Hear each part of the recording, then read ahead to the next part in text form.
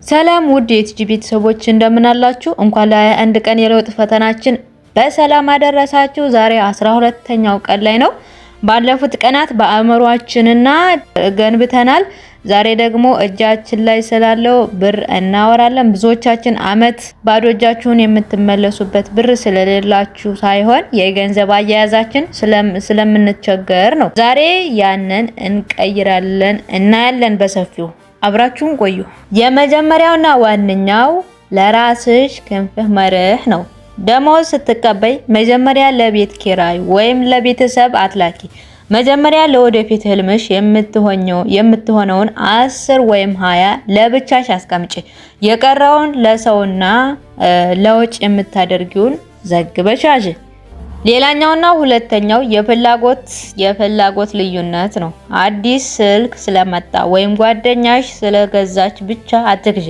ይህ ነገር አሁን የግድ ያስፈልገኛል ብለሽ ለራስሽ ጠይቂ። በስደት የምናጠፋትን እያንዳንዷን ሳንቲም በደመና በላብ የመጣች መሆኗን አትርሺ።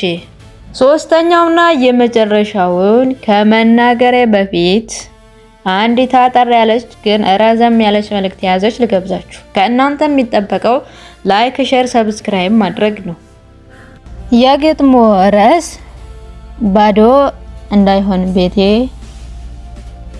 ባዶ እንዳይሆን ቤቴ፣ ባዶ እንዳይሆን ቤቴ፣ በሰው ሀገር ሁኜ በሰው ደጅ ደክሜ ከፎቁ እስከ ምድሩ ሁሉን ተቋቁሜ ለሰው ተረባርቤ እንዳያልፍ እድሜ መች ይሆናል ለራሴ መቆሜ።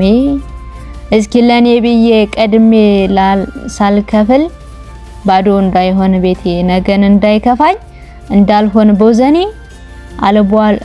አልባሌ ቦታ እንዳልገኝኔ፣ እንዳልጣላ ነው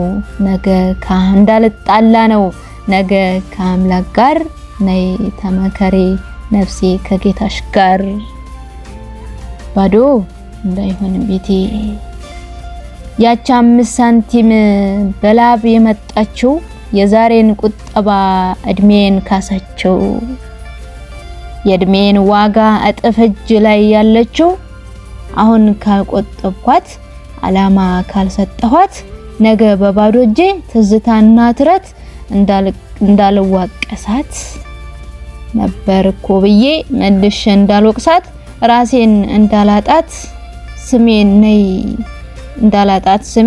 ነይ 5 ሳንቲሜ ነሽና ታሪኬ።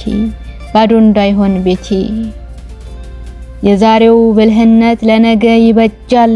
አዲስ ስልክ ሳይሆን አዲስ ህልም በታሪክ ይወሳል።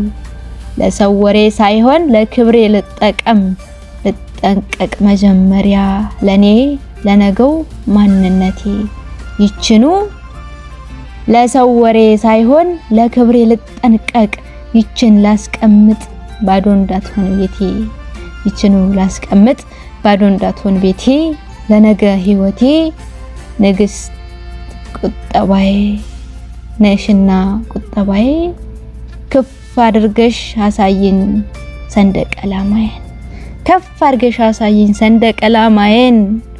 ባዶ እንዳትሆን ቤቴ። ነገ ይቀየራል ሰራተኝነቴ፣ የእድሜ ልክ አይደል ወይ የዛሬ ስኬቴ።